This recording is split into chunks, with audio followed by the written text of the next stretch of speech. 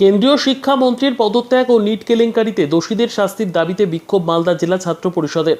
বৃহস্পতিবার বিকেলে রথবাড়ি মোড় এলাকায় কেন্দ্রীয় শিক্ষামন্ত্রী ধর্মেন্দ্র প্রধান ও প্রতীকীর টাকা পুড়িয়ে বিক্ষোভ দেখাতে থাকে ছাত্র পরিষদের সমর্থকেরা।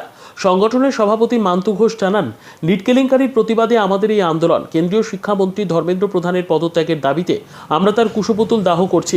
স্বচ্ছভাবে নতুন করে নিট পরীক্ষার পাশাপাশি এই দুর্নীতিতে যুক্তদের কঠোর শাস্তির দাবি জানাচ্ছি। ব্যুরো রিপোর্ট, দিনরাত স্টার নিউজ।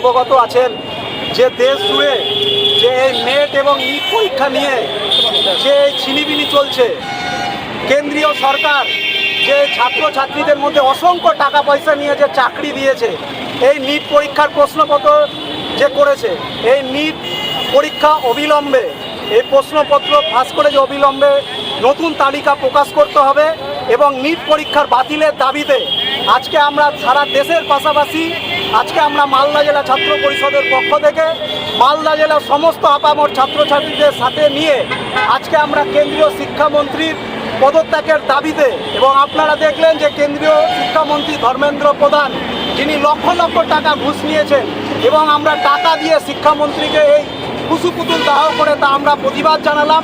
এবং আমরা অবিলম্বে চাই যে বাংলা ছাত্রছাত্রীতে অবিলম্বে যাতে নতুন পরীক্ষা নেটের নতুন পরীক্ষা ঘোষণা করে, সেই নিয়ে আজকে আমাদের মূলত আন্দোলন।